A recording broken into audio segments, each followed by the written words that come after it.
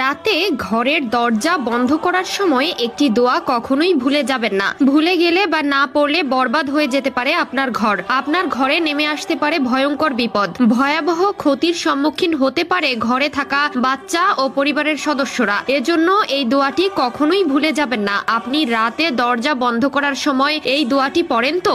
যদি পড়েন তাহলে আলহামদুলিল্লাহ লিখে যাবেন। দোয়াটি না জেনে থাকলে ভিডিওটি শেষ পর্যন্ত দেখে যাবেন এবং ভিডিওটি শেয়ার দিয়ে সকলকে দোয়াটি জানার ও শেখার সুযোগ করে দিবেন।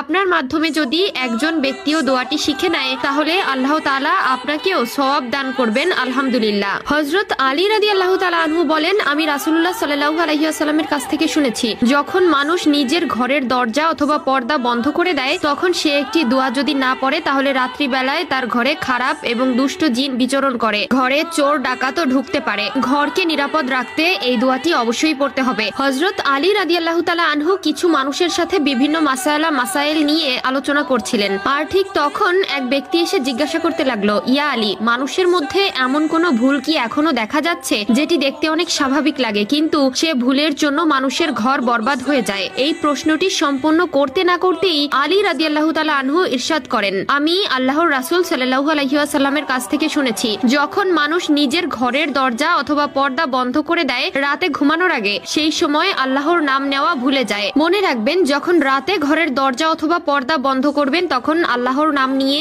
অবশ্যই একটি দোয়া পড়বেন, আর সেটা হচ্ছে বিসমিল্লাহি তাওয়াক্কালতু আলাল্লাহ, অথবা বাংলায়ও পড়তে পারেন, ইয়া আল্লাহ, আমার এই ঘরকে শয়তানের দৃষ্টি থেকে আপনার পানাহাতে রেখে দিন, অথবা হে আল্লাহ, আপনার উপরে আমার এই ঘর আমি তাওয়াক্কুল করলাম, আপনি এর হেফাজতকারী হয়ে যান।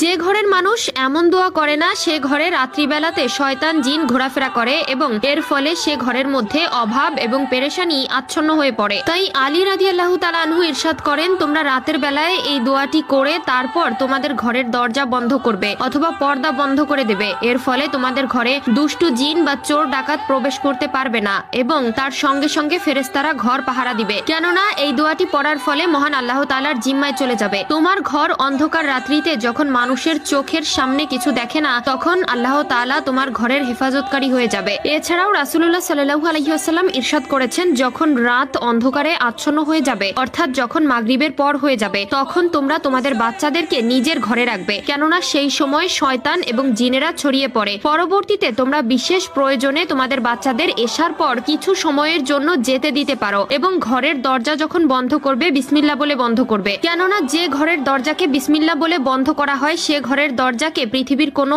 অভিশপ্ত শক্তি খুলতে পারে না। হে আল্লাহ, আপনি আমাদের আবাসস্থলকে আপনার রহমতের আবরণে বেষ্টন করে দিন। রাতে